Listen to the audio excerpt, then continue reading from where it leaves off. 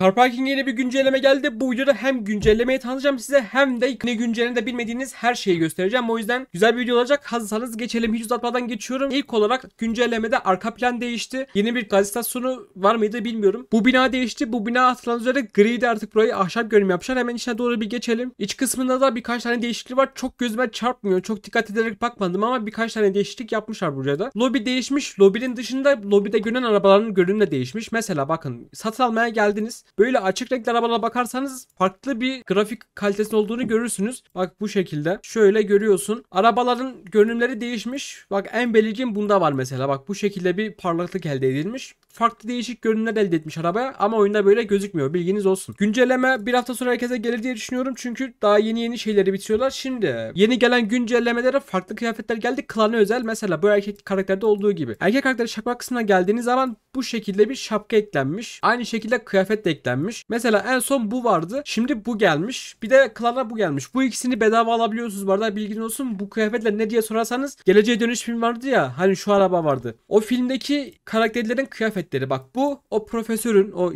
makineyi yapan kişinin giydiği kıyafet. Bu da profesörün yanındaki çocuğun kıyafeti. Birebir aynısını yapmışlar. Ona gönderme yaparak kıyafeti güncellemeye getirdiler ki bu da gayet güzel bir şey. Ayrıyetten bir de klana sahipseniz bu tişörtleri satın aldığınız zaman klanınızın logosunu burada göreceksiniz, bilginiz olsun. Sadece bunu değil, kadın karakterde de birkaç tane kıyafet geldi. Şunlar bu güncellemeden mi geldi bilmiyorum ama bunları ben ilk defa gördüm. Ayrıyetten şunlar gelmiş. Klan kıyafetleri zaten bu şekilde. Yeni gelen, bu güncellemede gelen kıyafetlerde bir bu gelmiş. Şöyle bir samuray şeysi. Bir de bu gelmiş. Bu çok iyiymiş bu arada. Bir de şöyle bir yılbaşı kazağı gelmiş. Kadın karakterde de bunlar gelmiş. Başka bir şey gelmemiş. Ondan sonra güncellemede gelenler bu kadardı şimdilik. Şimdi size bilinmeyenleri göstereyim. Ama çok güzel parlıyor buradan ha valla. Şimdi birkaç arabaya değişiklik getirildi.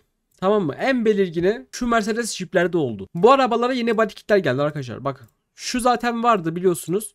Bu da zaten vardı. Yeni body kit olarak bu geldi. Arka kısımda da şu geldi. Yan marşpelerde bir şey değişti mi bilmiyorum. Çok dikkat etmedim ona ama fark ettiyseniz arka kısımdaki o büyük tekerlek yok. Bunu sökmüşler. Bunu artık siz takıp çıkartabiliyorsunuz. O da en son bir yerlerden oluyor. Bakın bu şekilde işte lambalar gelirken arka kısımda oyun parasını aldığı zaman bu şekilde teker ekleniyor.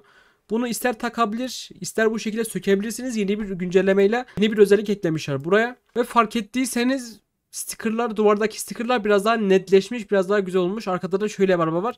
Belki güncellemede o da gelir, bilmiyoruz. Sonra bu Mercedes'e yeni şeyler geldi. Bak zaten fark ettiğiniz tampon değişmiş. Buna da yeni tamponlar geldi. Şu şekilde biraz daha yeni nesile kaçan bir tampon var. Böyle bir şey var. Bu ne bilmiyorum. Çok tuhaf. Ne boyanıyor ne bir şey yapılıyor. Şöyle plastik bir tampon. Böyle bir tampon var. Bir de şöyle var. Gerisi zaten oyunda vardı. Arka kısımda da şöyle bir tampon, böyle yuvarlak bir tampon var. Yan marşpellerden dikkat etmedim, bilmiyorum yine. Burada da bir şey yok. Bunlar yine zaten oyunda var olan şeyler. Bu arabaya da bunlar geldi. Ama en çok sevdiğim var ki o çok iyi oldu gerçekten. Nerede BMW? Ha şu BMW. Şimdi diyeceksiniz ki abi bunlar ne geldi?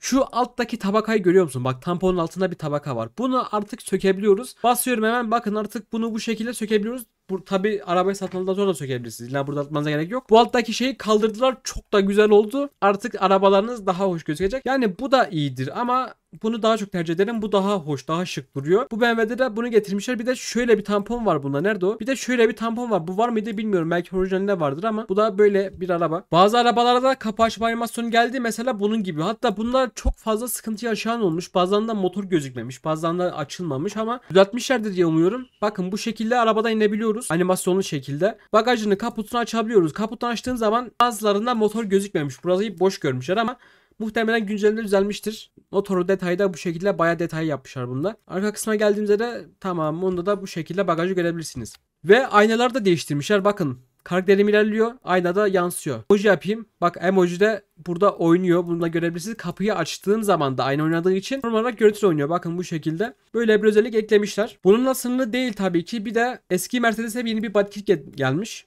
Şu arabaya bak nasıl oğlum, çok parlıyor lan bunlar. Vücut parçalarında da bu spoilerlar vardı diye hatırlıyorum. Ya hepsi olmasa da bazıları vardı. Ama tampon hiç yoktu bunda. Bak bir iki tane falan var ya, yanlış olmasın. Şöyle bir tampon geldi. Bu geldi. Bir de şöyle JDM şey geldi. Bak bu güzel oldu harbiden. Komple yaptığın zaman Mercedes bayağı iyi olur. JDM modifiyeciler için güzel bir parça olmuş.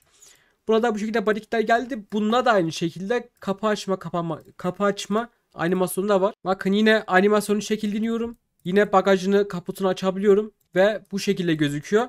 Bu da harbiden 10 numara. Bunda eğer arabanız varsa daha gerçekçi olmuştur şimdi. Arabalarla ilgili şeyler bu kadar. Şimdi haritaya geçeceğiz. Haritada çok güzel şeyler var. Oyuna kaza fiziği getirmişler. Ve haritaya geldiğin zaman buranın görünümünün değiştiğini göreceksiniz. Fiyat yazmıyor. Niye? Burada fiyat yazmıyor. Bak bu şekilde evin içini göstermişler. Burada resminde değişmişler. Güzel olmuş. Şimdi bir arabamıza binelim. Bu araba çok iyi ya.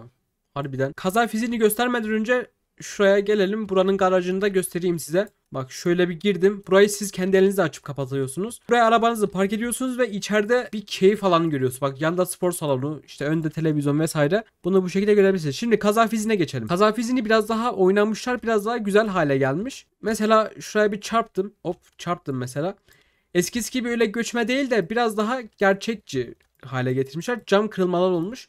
Bu arabada çok belli olmuyor. Başka bir araba alalım. Bir de oyunda şöyle bir bug var. Arabayı seçtiğiniz zaman önce bu araba ışınlanıyor, sonra değişik tuhaf şekilde geri geliyor. Ha mesela bununla bir parçalayalım. Oyunda hala çok bug var. Güncelleme herkese ne zaman açılır bilmiyorum. Bug'lar düzeltmeden güncellemeyi yayınlamazlar, bilginiz olsun. Şimdi çarpacağım bir yere.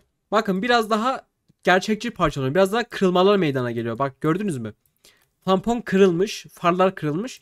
Bu şekilde bir olay ve ekstradan cam da parçalanıyor. Cam da kırılıyor ama biraz buzlanmış gibi gözüküyor. Çok takılmayın ona. Yani kırılma efekti vermeye çalışmışlar. Aynı şekilde arkasında bir yere vurayım. Kaldırımları çok yüksek yapmışlar. Kaldırıma girdiğim zaman araba sekiyor. Şimdi şu ağaca çarpayım mesela. Abi kaldırımlardan bir şey yapamıyoruz ki.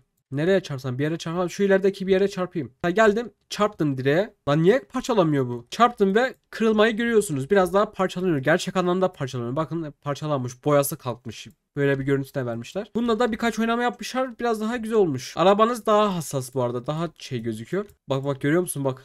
Motoru vurdum ya. Nasıl alev atıyor bak. Bununla değişmişler. Parçalanma da bu şekilde kırılıyor yani. Şimdi size bir yol göstereceğim. Buraya geldiniz. Şuradan döndünüz. İlerliyorsunuz buradan. Gittiğiniz zaman böyle bir yol ayrımı göreceksiniz. Buraya gelip döndüğünüz zaman ağaçların yolunu kapattığını göreceksiniz. Ve bunu geçebiliyorsunuz. Yandan sıyrılıp geçebilirsiniz ama geçmenize gerek yok. Çok fazla bir şey yok çünkü. Ağaçlar bakın devrilmiş, yolu kapatmış. Karpakik'te de heyelan vardı biliyorsunuz ki. O hala var herhalde. Burada bitiyor.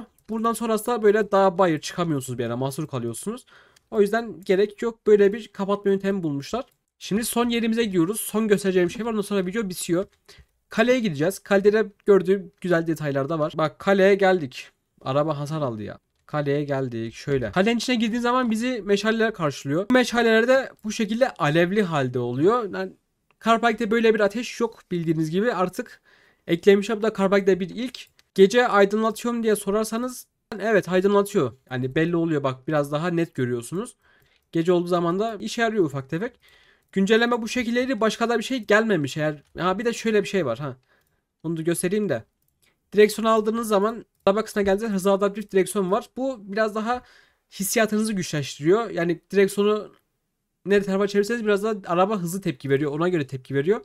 Bir de şöyle lastik hacmi var. Bunu da yapmışlar. Başka da bir şey yok. Güncelleme bu şekilde. Kaçırdığın detaylar varsa mutlaka yazın. Görüşürüz.